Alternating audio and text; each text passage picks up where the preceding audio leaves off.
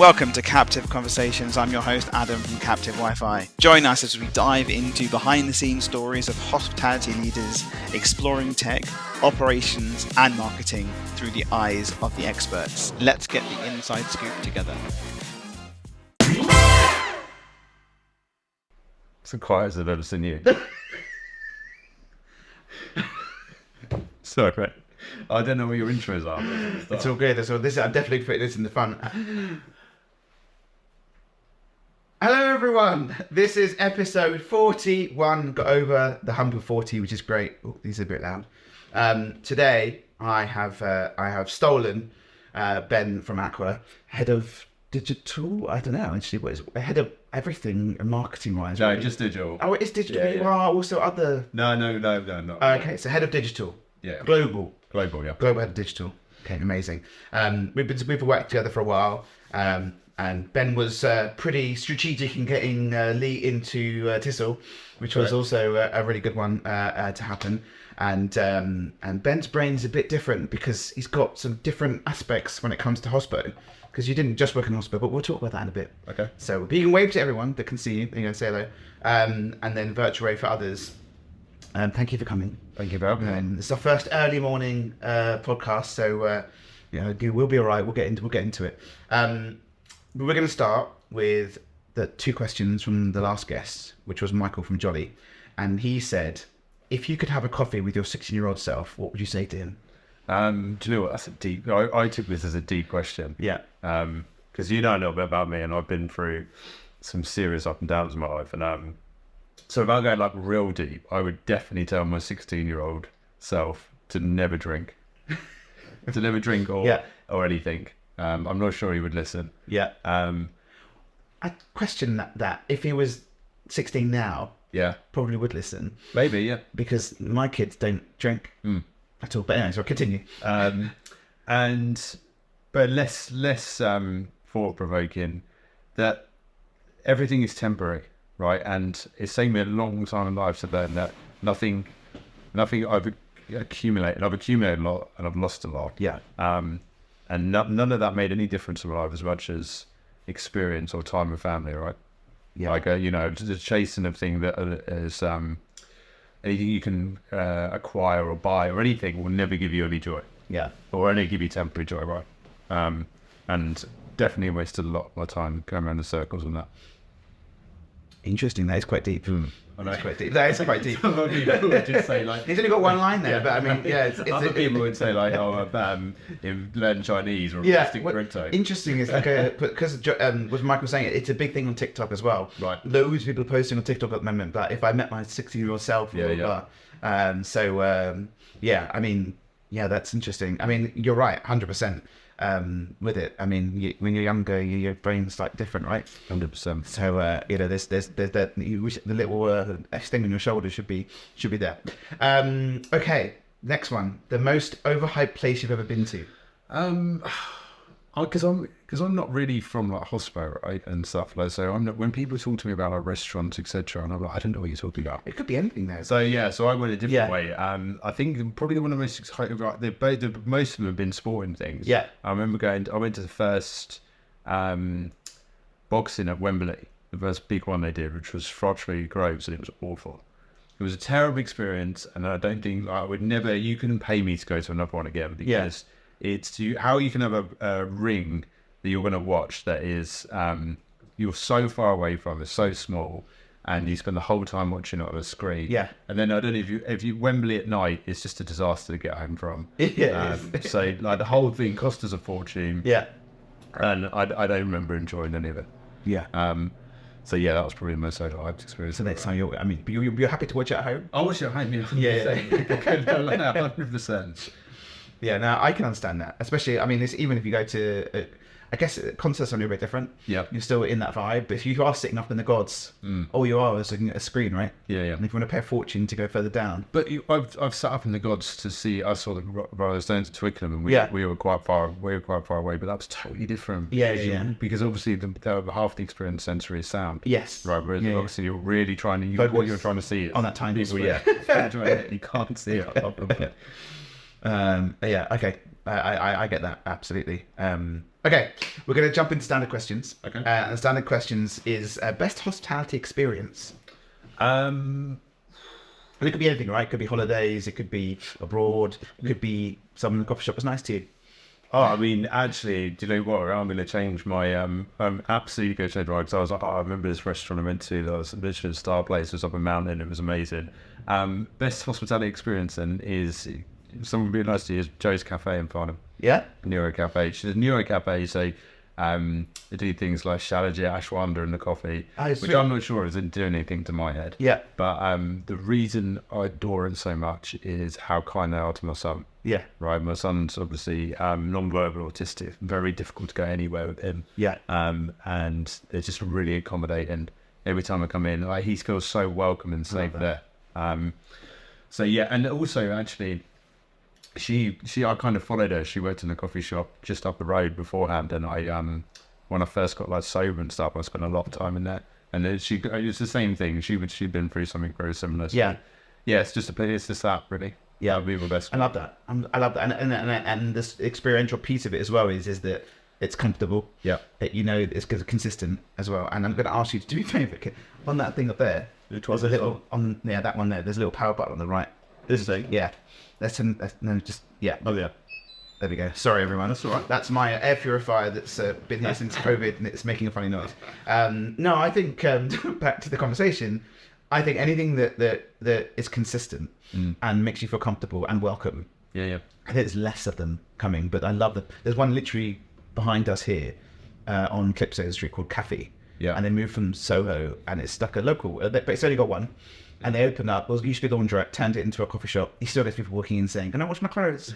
From the corner. But the owner's lovely, nice guy, team are all lovely, like, all the stuff lovely. Oh, I thought I put it on silent, but I didn't. Sorry, bear with me. Let's get rid of that. Put that on silent again. And the consistency piece is amazing, because you go in, they're like, oh, same again.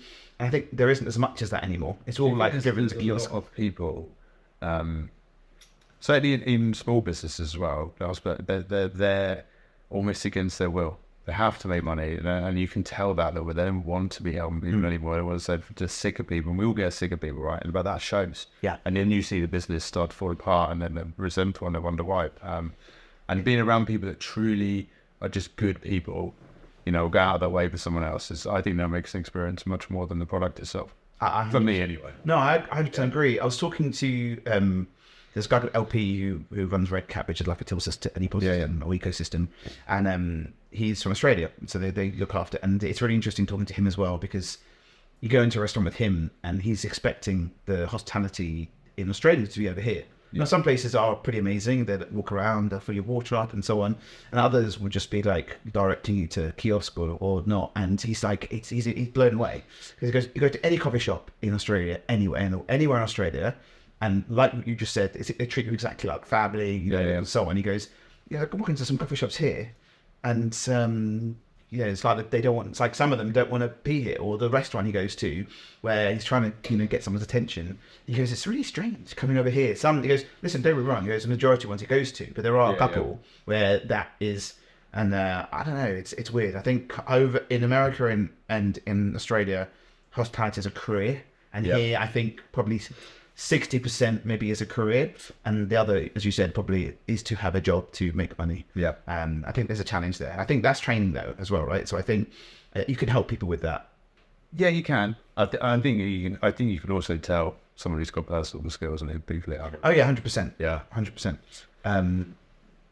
Okay, so sorry, completely teared off from there. Right. Best hospitality tech. No self-noms, it says, so probably no self-noms. Well, we don't make it. But you have tech. We do have tech, but then neither of them. Well, actually, one potentially is. I've got two. That's right. Potentially is Distill. I think I think the product is on the road to being like an answer for a lot of people. Yeah. And the other, which might get me in trouble with Lee, is actually a company called Juicy App. Yeah. Which is in Hong Kong. Okay. And it's not over here yet. Ooh. But it's just got a little bit more than anything else that we've got here. Okay. In terms of that it actually has, it's a lawyer program that actually has a white label app as well. Nice. And also a CDP platform, which is a little bit more intuitive. Nice. And I've only recently been introduced to that, and that was blown me away. So a loyalty platform with CDP. With a CDP. Nice. Yeah. Coming from, what is it, running in Hong Kong? They're Hong Kong only at the Yeah, moment. and it's running in your sites in Hong Kong or not? Not yet. Not yet. Waiting. Interesting. But they've got some pretty good people out there. Yeah. Yeah. Yeah, I love new stuff. There's one in the US that we do some work with called Incentibio. Same thing, CDP, white label app. But their whole ethos is how you want it. Do you want the wallet? Do you want the app? Do you want the web app? Do you want just use it for CRM? Do you want to use it for ordering? Just pick what you want. Exactly. Which is really nice, Same right? thing. Yeah, same thing. Yeah, same thing. Yeah. And I've got one just because you're on the US. Yeah. One thing that I'm introduced recently is I didn't realize, which would be great if it came here, is the US. We're able to do all this stuff in the US without the need for the loyalty pass and stuff. Yeah. Because we can just do a credit card thing. Yeah. Yeah. And that is that saves them, especially in like fine dining. Yeah, well, PCI compliance isn't so much in the US. To be fair, I think there's three massive POS companies over there that do payments. Yeah. And they still aren't PCI. They are PCI compliant here because they have to use a partner. Yeah. They're not PCI compliant over there. But I mean, Square sort of do it, right? It's a Square, but it's still clunky with the signs of loyalty. Some retailers are tying your card to your information. Yeah. Yeah. So I think it is coming, but I just think removing things like friction pass, all of that friction for higher net worth clients is massive. Yeah. Because you just get to a point where you just start, I'm not going to download. On that note, so and I'm complete tearing off here because I'm going to share my dream. The dream that I keep telling everyone about is Touch's loyalty. Yeah. So Adyen is a payment provider that Lightspeed used, that Toast used, that third party uses.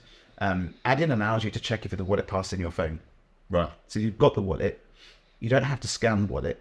It will, when you make payment, it can query the wallet and then link that together. Right. So the possibilities are there. It's just no one's built it, or no one is ready to build it. They're more interested in the analytics side of, we're a payment company as well as a POS company. Yeah. We can show information of random people, but the reality is you want it to link it, right? Yeah. You want to link that card data. So that's there, and I think Crowd as well are also looking at building into the machine so that when you press yes for loyalty, that unique identifier gets linked in. So it's coming. Yeah. So the Adyen thing is already there. It's just no one's built it. The two huge players that use Adyen are just sort of like focusing on fixing stuff and getting it working. But that's the possibility. That means there's frictionless loyalty. Yeah. And Elliot, when Lombard, we were talking to him about, wouldn't it be nice if you booked a table, you've pre-put your credit card in already for holding it. Yeah. So just why don't we and we've taken your payment. Are you happy to take your payment? Yeah. So your card's already in there. Yeah. And then when you leave, the card's already there. So then theoretically, link it together. But then that's res and POS. Anyway, we can go on forever. But the possibilities are definitely they're there here. But you're right. There's one called in America called Thanks, THANX. That does completely card link. That does all the card linking. Yeah. It's loyalty, all done by that. It's super clever. So it'll be a little while till the banks pull their finger out. Okay. All right. Let's go back in time. We're gonna talk about your career. So my research assistant did a pretty good job. So I put here your career began in digital marketing across various industries before moving into Hospo. What brought you to Hospo? Before that even, let's go back further. Yeah. Before, how did you get into marketing full stop? Fell into. And it really... I ended, we have had this conversation. I ended insurance brokerage.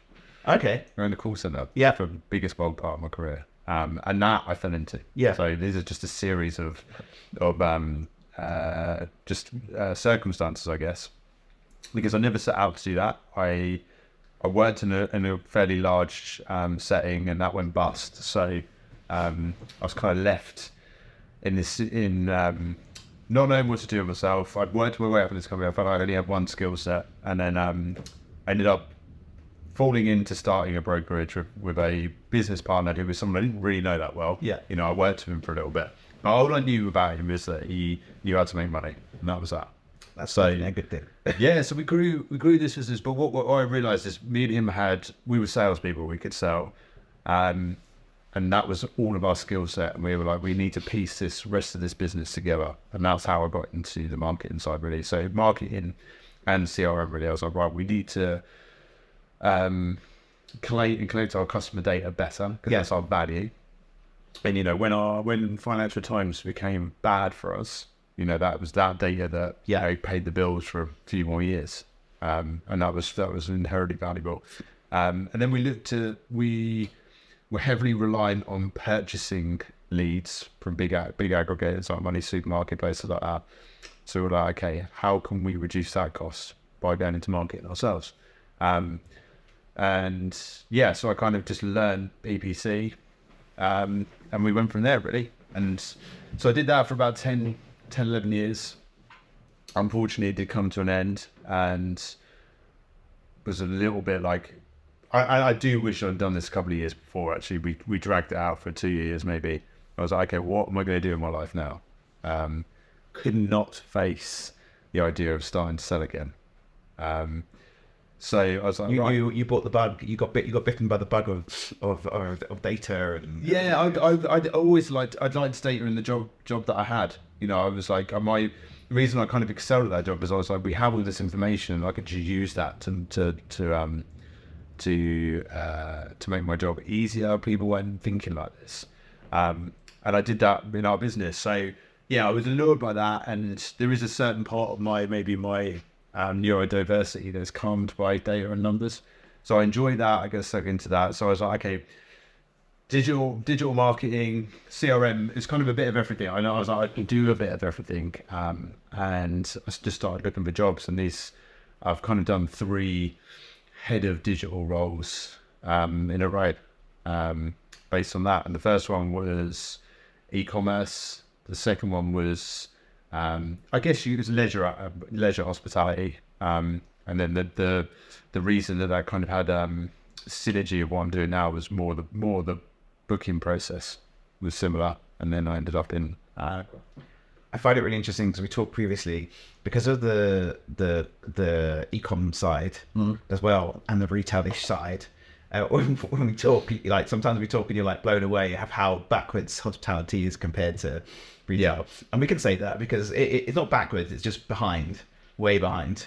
Yeah, you know? But it's not, and this is the same with it. It's because it's an industry that's had to become digital, right? Against its will in some respect, because it's built on the product and the service, right? And then what's changed, like inevitably everything does, is the way people find your product and service and book your product and service change without the industry wanting it to, so to speak, right? Yeah. And obviously COVID massively changed all of that as well.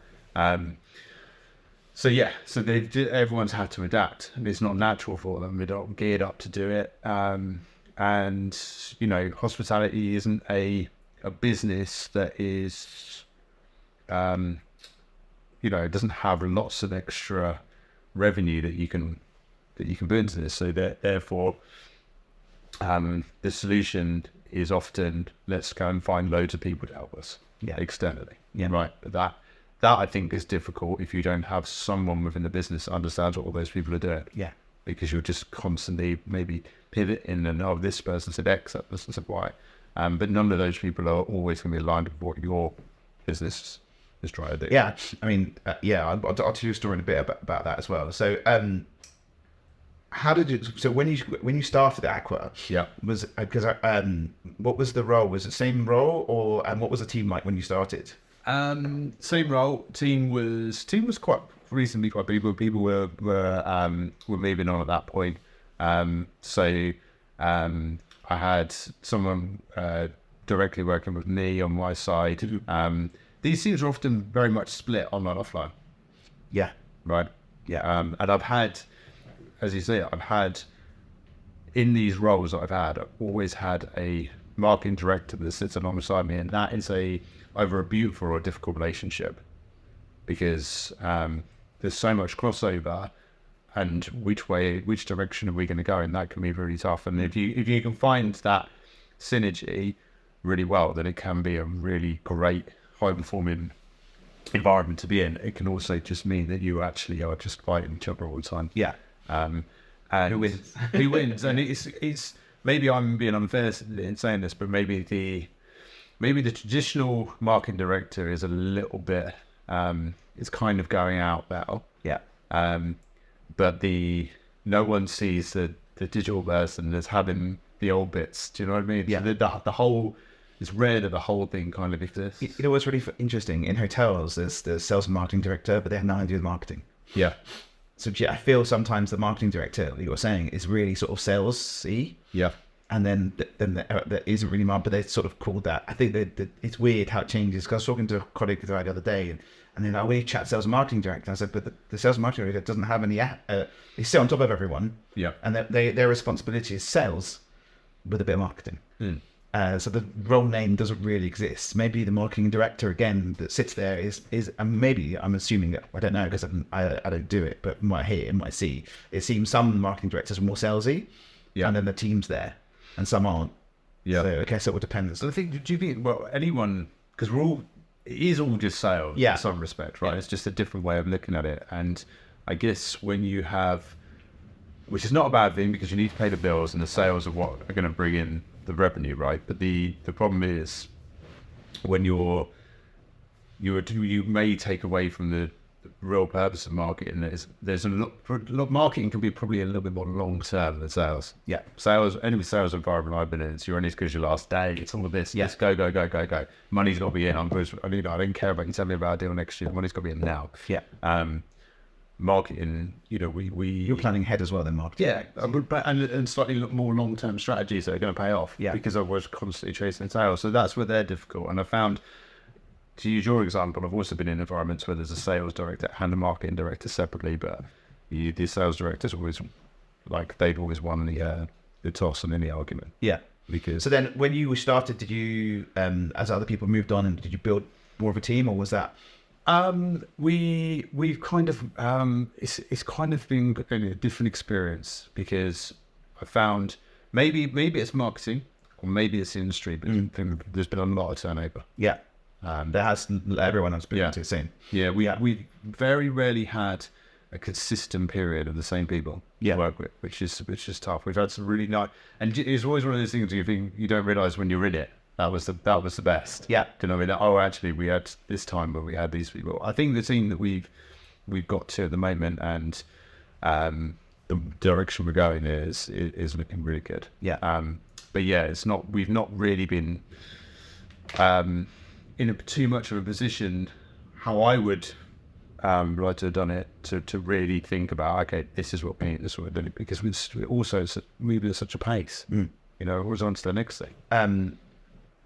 How do you work with, because it's global, right? Yeah. So you've got America, you've got America, you've got Middle East and Hong Kong and Asia. Yeah. That's it, or is there more? No, that's it. Yeah. But there's more in Asia than here. Or is it 8 in Asia? Yeah. So how does that work with across the board? Because different messaging, the same brands, right? Obviously the same names, similar concept, which is great. How does it work with different teams? It must be challenging. It can be challenging. There's also time zones. Yeah. Right. So Hong Kong are currently 8 hours ahead, and New York are 5 hours behind. So the biggest challenge, and this is going to sound really silly, but I'm much more of a morning person.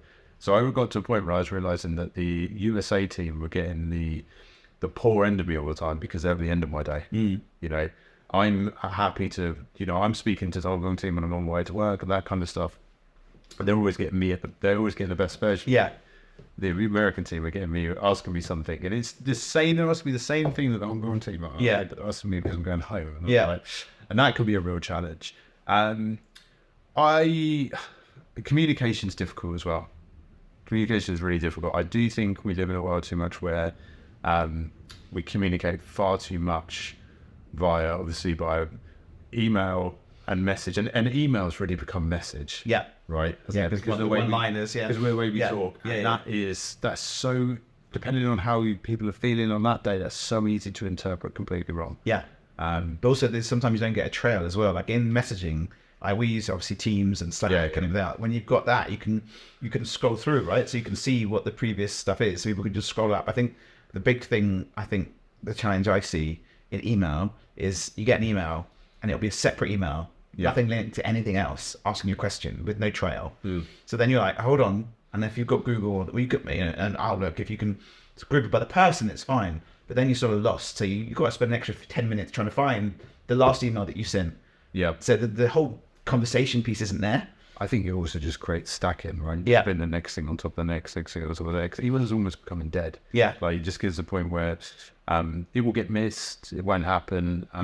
So we use Monday. We try to use project management, which is difficult to always get, but so you've always got that audit trail. Yeah. You know, and we prioritize SaaS based on that. You can add Monday into emails as well, so which is pretty cool. So you can just make it add to the conversation. The bigger challenge is like I said, is just consistency in the team. Because people leave and then that changes. That's training as well, right? Onboarding is difficult. As well. Do you find there's more of a trend here than others, or is it the same across? What in No, it's Hong Kong, but we've only because we're the same sort of size. Yeah. In our teams in Hong Kong than we are here. The turnover is less in the other areas, but we do have less people as well. Yeah. And I also think that one of the turnover reasons can be is especially certainly in marketing, in the restaurant there is a natural chain to the top, right? For there's all of these roles that are available. They're not really in hospitality market. You know, a lot of people come in. If you're on the other side, marketing exec, marketing manager, marketing director, that's it, done. Yeah. You know, and it becomes like dead man's shoes, right? So there's nowhere to go. So people end up having to move on. There isn't all of these levels of role and senior, junior, senior to go through. So naturally they've hit the ceiling, they've hit learning, and then it's on to the next. Yeah. And there'll probably be another row elsewhere. That's where, and it's very interesting actually saying that. You're absolutely right. 100%. Someone will probably at their peak, they're amazing for you. Yeah. But either you give them your job or they move. Yeah. So we just keep offering them more money. Yeah. For every year, and that's I would use as like a footballer analogy. Like it never works in that industry where these people are like the highest paid players in the world. When they outgrown the club, throwing doubling their wages, doesn't make them a better player. No. They just makes them a bit richer for a bit. Often they get worse. Yeah. And then they just move on. So it's difficult to keep challenging people. And this is, interestingly, was almost my business model in call center. We were in this hub of an area where there was so many insurance brokerages, and I used to always take like the most entry level people, often from retail. I wanted people from retail, really, because I knew they'd probably work long hours for no money. Yeah. And have a bit of banter. Yeah, and the fact that I would be paying them on their output, would make their lives, they'd be like, oh wow, this would be like a lot better. And I knew that I would be training these people up for other brokers just come and pay them more, and I just have to keep going around. I just accepted that was the cycle that we go on, because it was my business partner's daddy who told me this, like really early on. He was like, if it's not the best job they've ever had, it's time to let them move on. Yeah. You can't just keep like trying to make someone happy. You just have to accept it, right? On that note, do you think that younger generation, there's more of a churn for the younger, like 20s, 20, 25s, if someone's coming into marketing? I just thought. No, I reason I'm like, because I don't want to say, it becomes like I think there's always this opinion when you're the other generation, right? That the generation below you is the work shy, lazy one, right? And wants everything for like, and the more time I've spent, I'm not sure that's necessarily any truer today than it was in any other time. But I think one of the challenges with keeping that generation motivated is they are so much more exposed to what they believe is available to them. Do you know what I mean? They think that there is but there are people of their age making ridiculous amounts of money. Yeah. And it seems like it's very easy to them. Yeah. And it probably isn't, right? Yeah.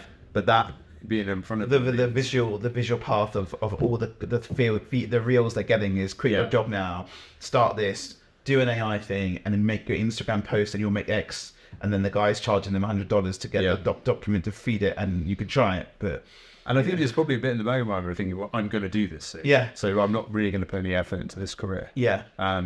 Whereas I think not necessarily defining the generation that I was in, but I just remember thinking every job I've ever had, I'm just going to get the most out of. Yeah. There's no point otherwise being there, right? Yeah. I'm just going to make the most out of it as I can, and that will give me the experience of the next thing. Yeah. And I don't see that as much now. Yeah. I unless you get the unicorns. Yeah. Which are there, and there are still some unicorns. Maybe I'm there. the unicorn. So I think you might be unicorn. To be honest with you, there are a couple, and we get some as well. It's really interesting having a look at it. Someone who wants to go full throttle all the way through and just permanently on. If you can keep them, you can keep them. So sometimes you might struggle because they want. I won't go into. Funny, I was talking to this with my mate the other day, and he was saying that he had this guy in his team. He's like, I just cannot understand why he's in the business. And I said to him, like, but also because they're a team of recruiters, and I was like, well, but everyone can't be the unicorn, right? Yeah. Because they'll just never keep anyone because they will outgrow you. Those people are beautiful, but you accept them for a period of time. Right? Yes. Because they're that special, they will carry on. Yeah. If they're not, they won't. They're not the unicorn. Yeah. Does that make sense? Yeah, 100%. But unicorn only lasts a certain amount of time, right? Yeah. So okay. Next question we have is like, well, we talked a little bit really. So it was the challenges and time to marketing, which is massive because there's so many disconnection pieces. What have you seen? Like, obviously, you come from. We talked a little bit about it, but you come from different aspects. I remember when you did the talk with Distill, and you spoke about it as well. What challenges have you faced? Because like obviously coming into this role with where you came from, like right, this is all possible. Yeah. Back then, but coming into here, there's barriers to entry and everything else. What are the biggest challenges that you've faced? Some of those barriers to entry was what I didn't maybe appreciate enough about where I was before is we were multi-location, but we were the same product everywhere, right? So the challenges were totally different. Whereas Aqua, we're not the most unique in this respect, but there are other groups like this, I guess, but we're very different in brands. Especially with the new spaces open. I mean, you didn't go with the same concept out. No. You know, Italian and and that's that becomes way more challenging. So we have brands at different stages of their maturity. Yes. We have customer information and target demographics coming in from all different angles, right? So to truly understand that is very difficult. There isn't a lot of consistency to start with, and then as I've spoken to before, that piece becomes really difficult then to actually understand what you're still trying to understand what a repeat business rate is and how do we actually have an impact on it. And we have a bigger challenge because if we were 7 of the exact same site and experience, then we, messaging, right? Yeah, in the repeat side, I'm like, what's the one I really want to know most? So I want to know how many times people come back to the same place, or how many times they come around my group. Yeah, and you get very lost in it at some point. And the reason I think it's still so important is acquisition costs are just going up and up and up to bring new customers. Yeah, it's not getting easier. There's more and more competition. Some of our areas that we're in, like Dubai, it's just been crazy. It's mental. Yeah. So many new openings happening, so many new concepts. And do you find that others are closing? But it feels like others aren't closing and new ones are still opening. Yeah. Like continuously. Like it's just people are closing, but not so much in the exact space that we probably operate in. More of the higher price and group kind of offerings. Yeah, really closing, are they? So yeah, it's really difficult. It's difficult to stay relevant. There's always something new coming out, and also we're in an age where branding is shifted to personal branding. Yeah, it's all, and that's not something that we're really in.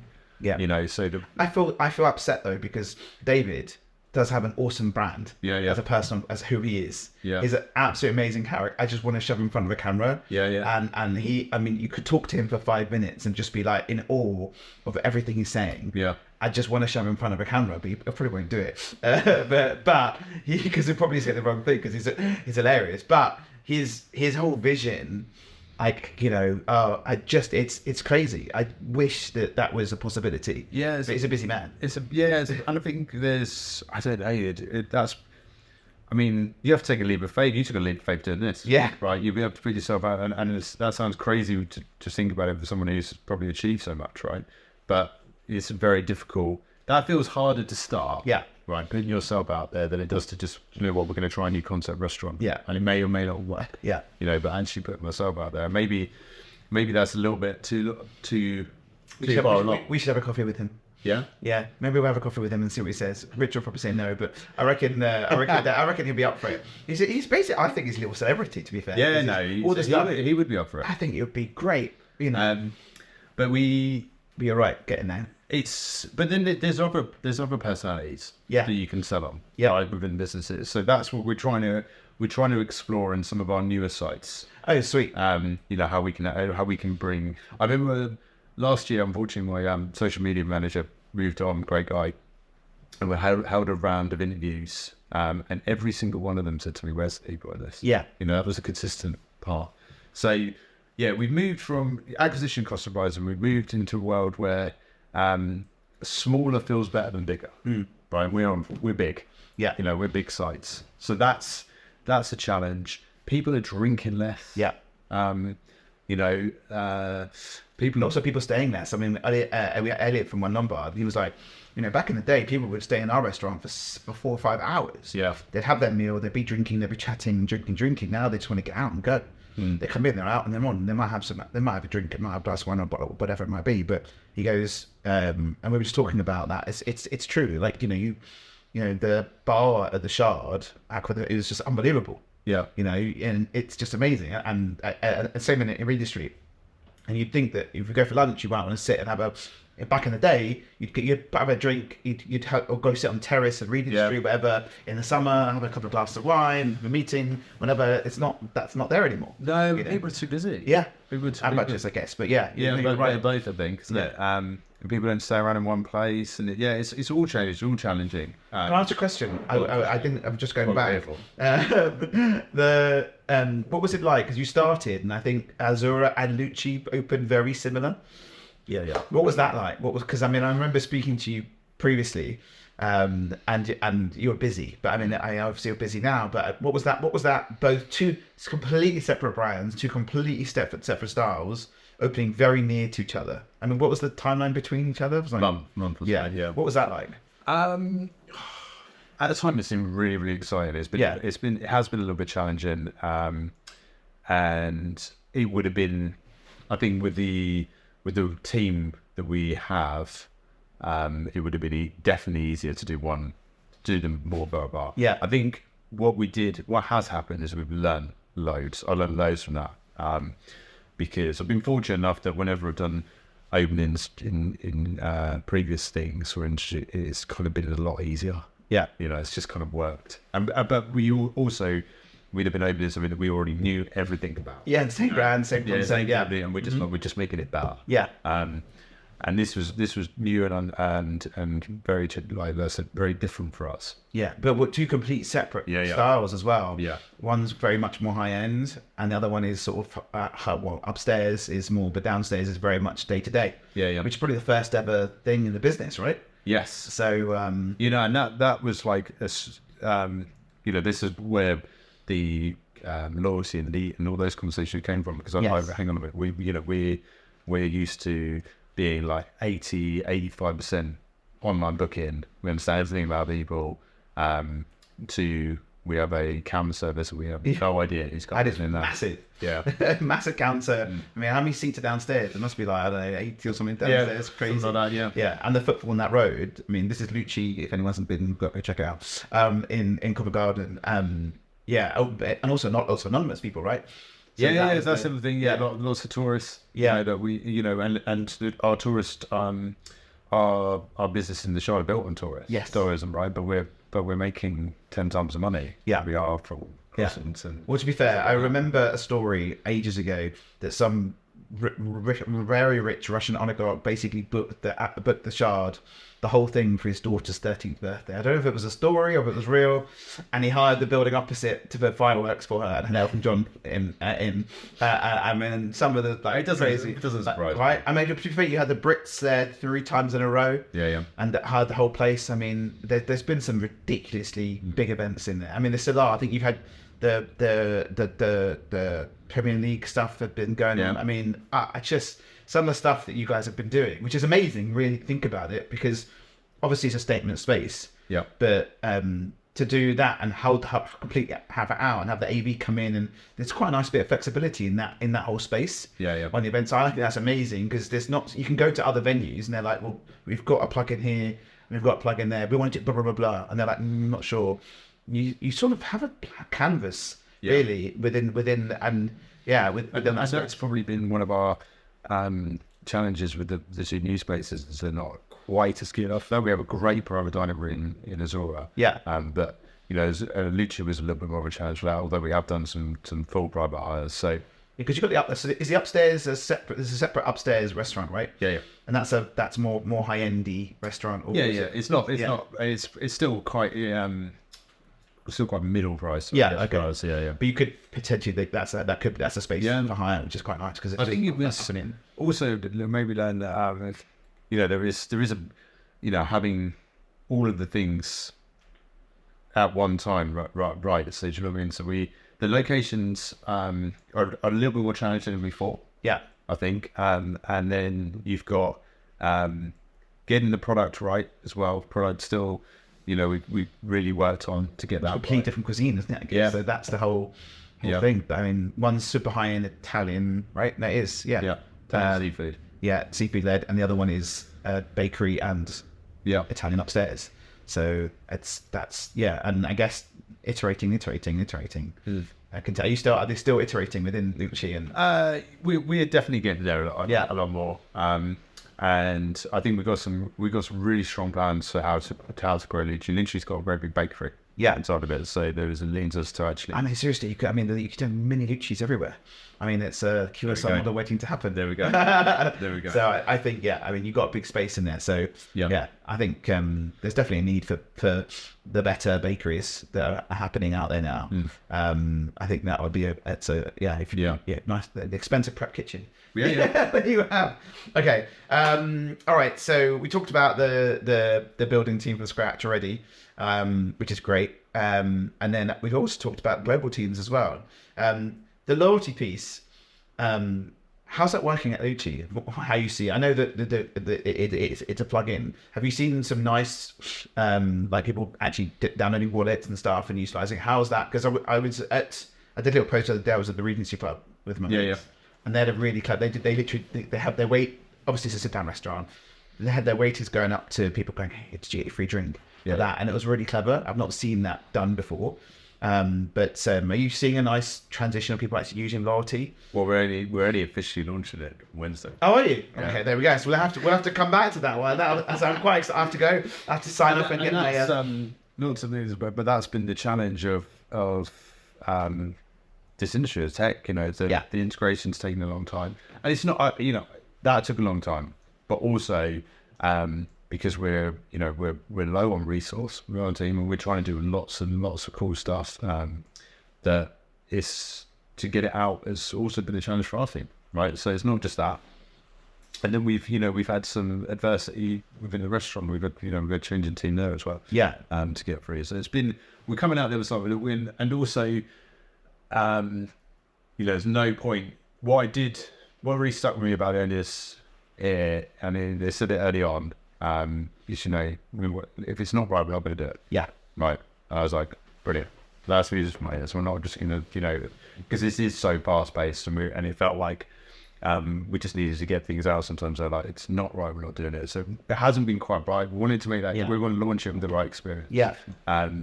So we're soft launching it with local businesses on Wednesday. Amazing. The whole thing is geared around really the concept of me trying to find who the repeat customers are in the area.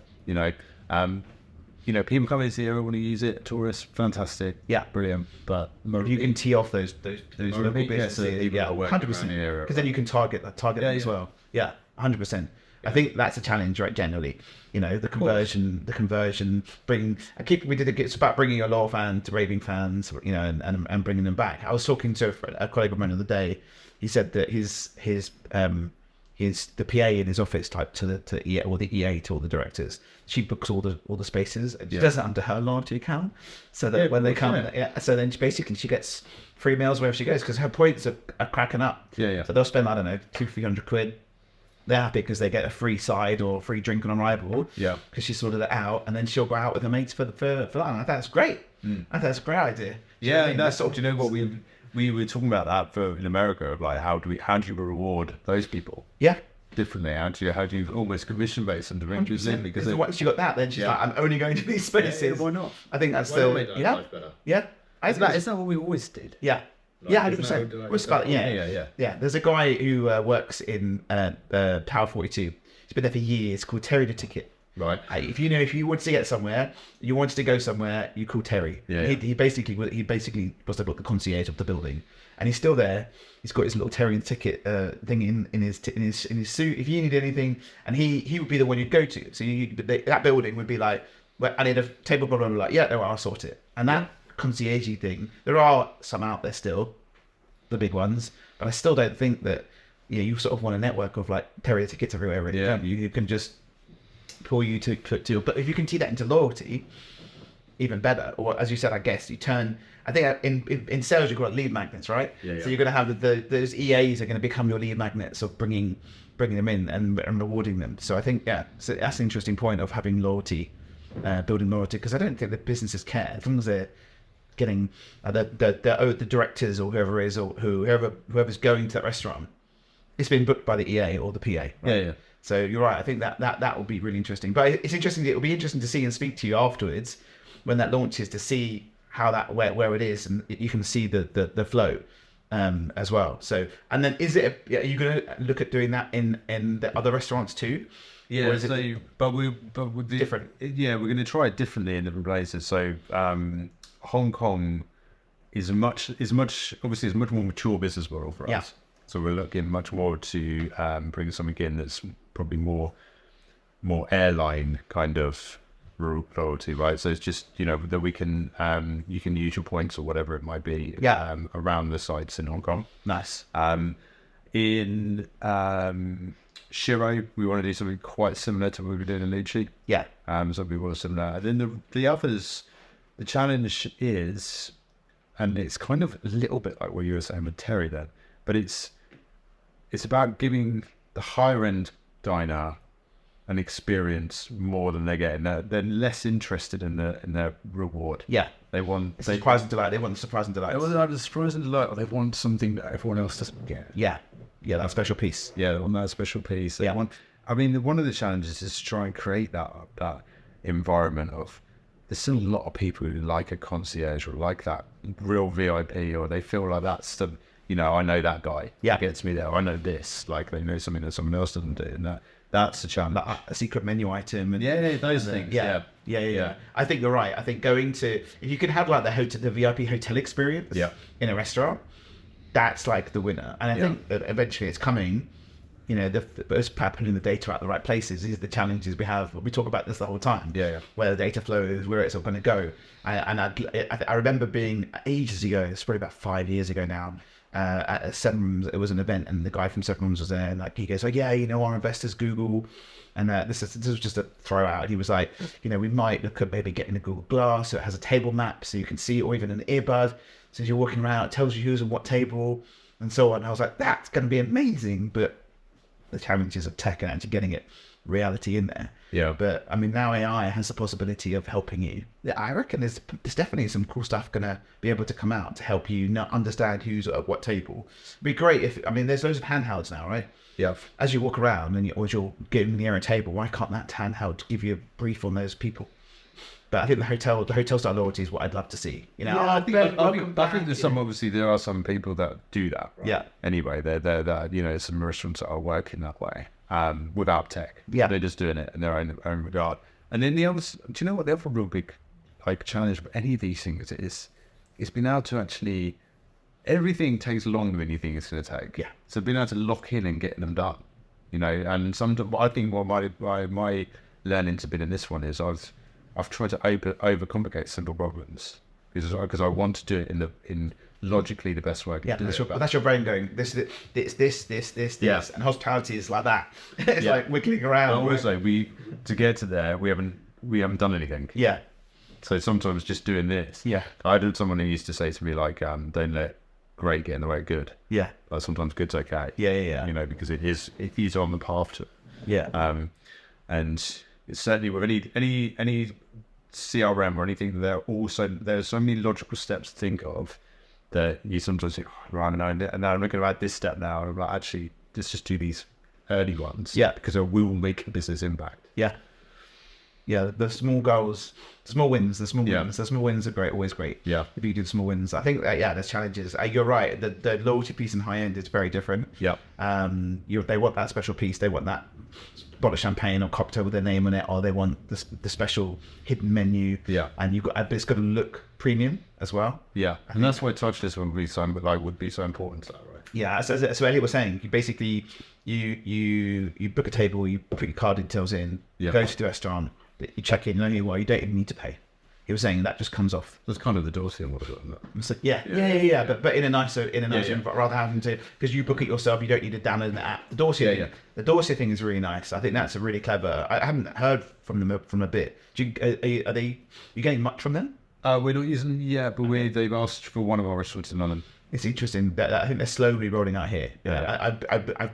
I was an early member. Not I've used it. I have an early adopter to. I was getting to people. You personally told me about it. Did I? Yeah. Yeah.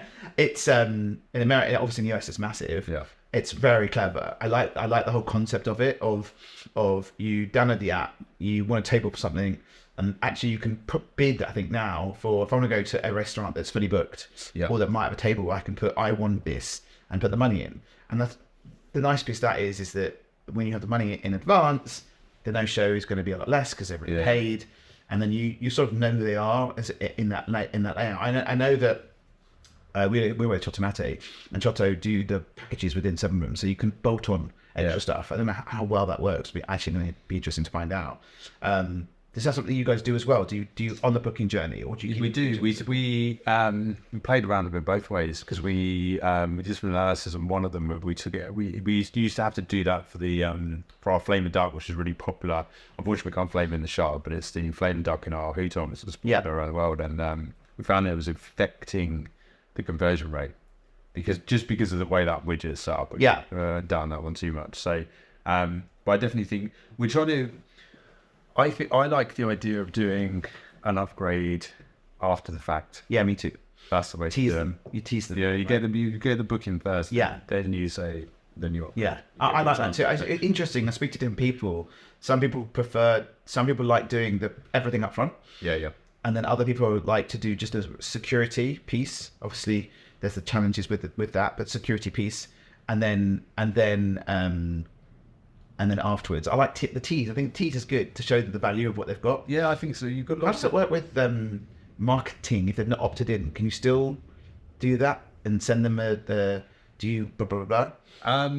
Well, now you're going to get me in trouble. Well, to be fair, the pre-opt-in is happening now, so Severance and Westbury are still doing it. My understanding, let's forget the opt-in part of it for a second. My understanding is you can communicate with them on that booking because you're fulfilling that contract. Yes, because they have they are what's the word intent. The intent's there. So you're fulfilling that deal. Outside of that, it's different. Yeah. I think you have to be probably in the nuance of how you do that. It's difficult, but I think it's much better to tease up. Why don't you have you considered this? Yes. If you give all these options up front, and it's something that I think is already a challenge with the booking widgets is there's too much selection is off-putting. Yeah, I don't know. I don't want to mess this up. Yeah. That's the thing. So I had Sherry from Bills on the other day, and they use OpenTable, and they've completely customized the booking widget with it in their website. Yeah. and it's all controlled through track. Everything's all the way through. And I was like, how many bookings are you getting through the website? She goes, about 85%, which is awesome. Yeah. So they can actually see what's happening and the flow. I think we spoke ages ago about that data piece missing. I think my dream for that one there, that little product up there, which isn't ready yet, but hey ho. That was the journey is to the thought process is when you book a table, you turn all the reservation emails off, and you either use CRM to send the reservation email. Yeah. But wouldn't it be nice if you got a booking confirmation email, and if you have opted in, because you're already opted in to the business, that reservation email is all about the business. Yeah. This beautiful templated thing with upselling the world. And if you haven't opted in, it will still be the same, but just not as upselling, because you can't, right? Yeah. And then if you cancel a table, sorry, you've cancelled a table, we'd love to see you again. It's just depressing. Yeah. Wouldn't that be nice if you had opted in to just, because there are a lot of people that opt in already via the Wi-Fi, via other methods. That message would be, fully branded in the same design and upselling everything. Yeah. Trying to convert them back in. And then obviously the pre and post emails that don't really happen. I know that the rest platforms do text messages and say, but I don't think they're that hyper personal. I'd love to be able to try and make it like, when you go book a hotel or you go, many hotels that you get the pre and post. So you get the free stay, but it's a whole nice email. Yeah. I'd love for restaurants to be able to do that. But that's what I'd love to be able to do with that, is just push an email in, help with the no-shows as well. That's another question actually on that. How have you seen the no-shows change? We spoke ages ago about the no-shows. Have you seen the pattern change, or is it still? No, it's not. I mean, we took a plunge and taking credit card off. Yeah. For anything booked through Google Reserve integration, because there's a little bit of a kink in it that basically means you have to have a Gmail. If you don't have a Gmail, when it's sign in. Yeah. So, and it only does that on the credit card. So you need to remove it to get around that. So we took that off, but it's not had an impact. I've also heard that Google Pay, because if it just goes to Google Pay, right? Yeah. I think if Google Pay, I think that the default is if they say it's fraud, it just refunds it immediately. There's no questions, which is another big challenge. Yeah, there's a few issues with it. It's not great. Yeah. And obviously it's a piece that's not owned by any of the tech here, right? Yeah. We just integrate into that. I did a booking recently. I pressed a button recently, and Google came up, and the time came up, and when I pressed the time, it sent me to 7 rooms, Right. to the reservation. It didn't even book it. It went straight out to the booking. I've never seen that before. So it came up with the dates and times, and then when I went to click book, I had a little right arrow, and it just sent me straight out to the actual widget. It was like UK booking as well. Yeah. Oh, That's weird. great. So you were saying, sorry, so if you turn off Google. Yeah, we turned off the credit card on there. Yeah. We were worried about the potential no-show and cancellation. Yeah. It's not really been impacts have affected. What's your percentage of bookings through Google versus you can tell, right? Yeah, it does vary, but I mean, like the ones where it's bigger, and it tends to be last-minute reservations. Yes. I think because it's maps related, right? It's probably about maybe 7 to 10%. Okay. So the majority are directly through our site. Yeah. Nice. Like I'd say places like Shard and Hutong are like huge online booking. Yeah. Like massive. And that was one of the challenges with the newbies, is to understand that that's a mature business model, and we're not going to be able to replicate. We can't acquire people in the same rate we can, so that changed that. And just touching on the no-show stuff, there was a lot of press. I don't know if you saw it last week. We were in a lot of press, others and a few other restaurants, because we charge minimum spend. Yeah. Hutong, and it was. There were a lot of press coming at us, like from the negativity side. It's unfair, but it was to combat that. It's also to combat. We're living in an area where people, they just want to be in there to take a picture. Yeah. Yeah, 100%. It is. I just want to do. It sounds crass, but I just want to do a wee over London. Yeah. Because those toilets are, literally, you're standing there and you're looking over London, right? Sorry, that sounds weird, but trust me. But you're literally weeing over London. But no, you're right. Literally, you can walk in up to the bar, have an orange juice, and then leave. To the point. On a glass of water, side dish. Yeah, that's a 2-hour window for someone that could be spending more. Yeah, and it's seen as like, there's many ways you could frame that. Right? Yeah. as in like it's unfair. But it's a business, and we're in an industry now which is this year's going to be incredibly tough for a lot of people. With there's rising costs of that business to any hospitality business. They're out of our control. They're going to the government, most of them. Yeah. And therefore that makes profitability a lot harder. Your options are to just pass on more costs to the customer and increase your prices, which is not really a thing at the moment. So we have to be careful, and the people who really want to be there. That being said, I don't think it's not something that we're too harsh on, and I think there was also a lot in the articles that was kind of incorrect. Yeah. But we took the money up front. And I just couldn't believe how many people jumped on it. Yeah. Yeah. Didn't seem that. I didn't see it. Did not? It did kick off for a couple of days. Yeah. But it's a sort of, my immediate thought is it's a sought after space. So mainly it's a sought after space. It massively is. Yeah, and that's the thing, is a positive, in some respect. Yeah, and is it that the only place with the minimum spend, or is that currently? Yeah, it's Friday and Saturday night.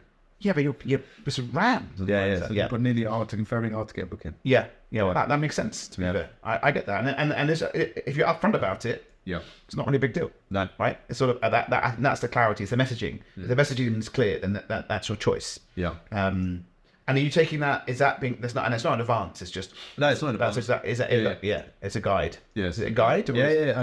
Nice. That's what it's at. And the truth of the matter is, it's very rare that it isn't. Yeah, that's the other thing. Like, it isn't. So, but yeah, nice. And then back onto the no shows. Are you finding? Is it changed? Because when we spoke originally, it was quite high. Yeah. Is it come down, or is it? No, it's definitely come down. Yeah.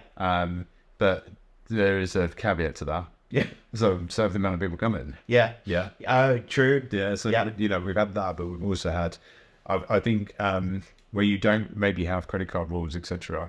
And there was huge amounts of demand. We certainly in this country, we created an environment where people just book things, right? Yeah.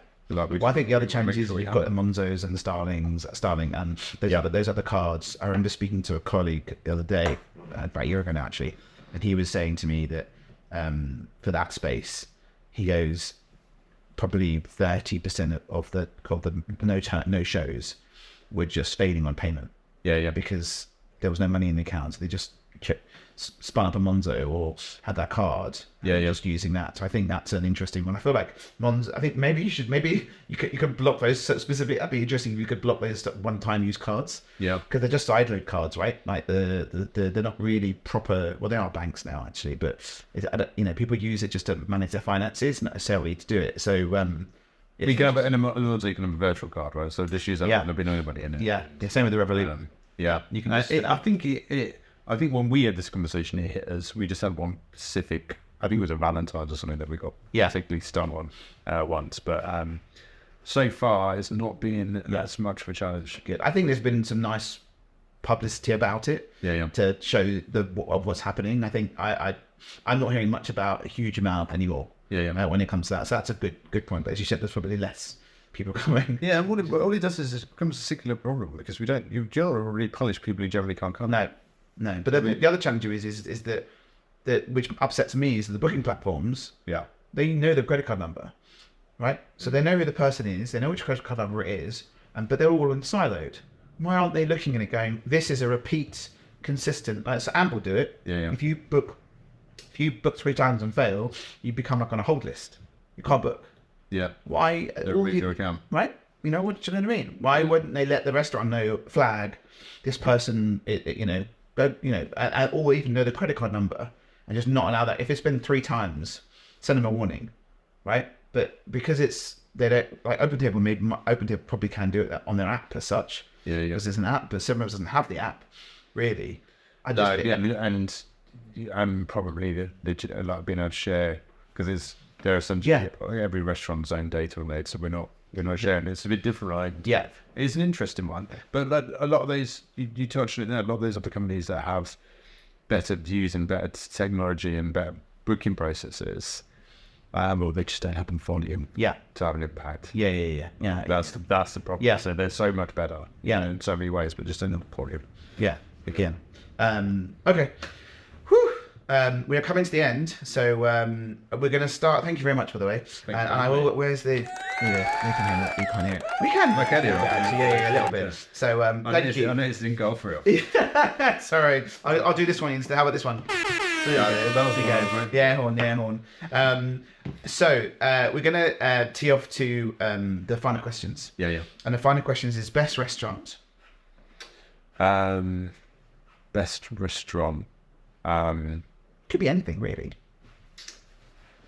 I'll go back to the one in up the mountain. I think it's called Le Demour Noir. It's in Val Thorens. Yeah. It's having it's probably the highest in Europe. Yeah. Michelin-star restaurant. It's incredible. Where is it? It's in Val Thorens. Val Thorens. Yeah. Amazing. Okay. Best burger. Oblique. Yeah. Yeah. Okay. Well, not big burger, are they? No. No. We tried that. It was in lunchtime. My team was the same. Literally, bring it in, saving money. To be fair, like London lunches aren't cheaper anymore. No. Have you tried any of the smashy ones or not? No. I should do. Yeah. You definitely try. I mean, Bleeker's great. Love Bleeker. Just the best burger. What was it? The best burger is a Big Mac. Really? Yeah, it's on to it's in like you can. There is something about it. In fact, you can have a Big Mac anywhere in the world. Yes. The same thing. I know it's about 3% meat or whatever, but it is. It is the best burger. Yeah. Yeah. I mean, maybe if you're having a long night, maybe. Yeah. So, but yeah, no, I get that. I'll put both in for you. Yeah. Best hotel.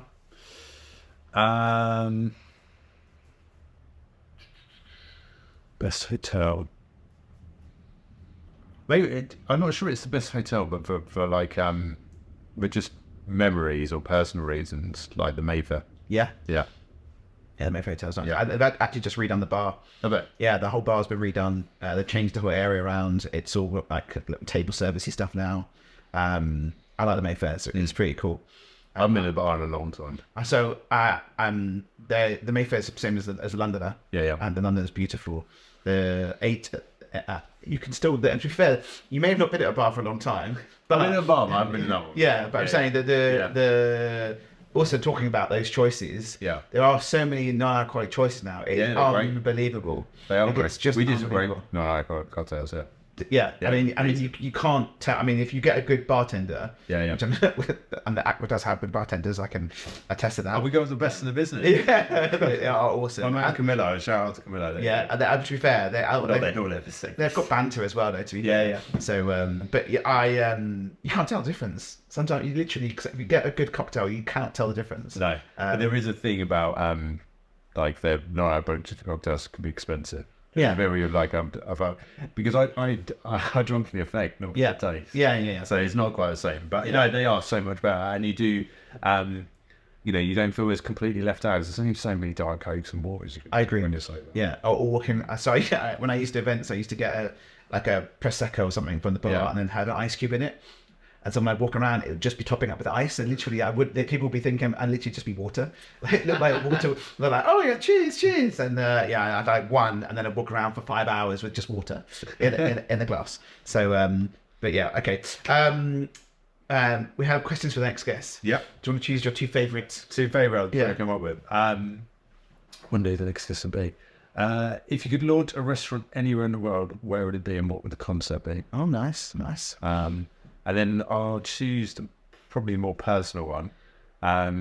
What is a book, film, or piece of music that has had a lasting impact on you, and why? Oh, I like that. That's nice.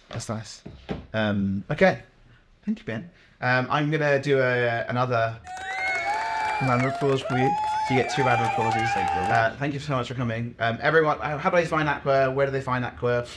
So there's Aqua Shard, Aqua Houton in the Shard, in the bridge. Just take it on. But yeah. And then you've got Aqua Regent Street. Which is the Weaver in Kyoto. Yeah. Lucci in Covent Garden. Yeah. Shiro in Liverpool Street. Check out Shiro. It's beautiful. Before we met, I had no idea it was part of the group. Don't. It's a cool place. Yeah, it's great. Love Shiro. And where we left Azura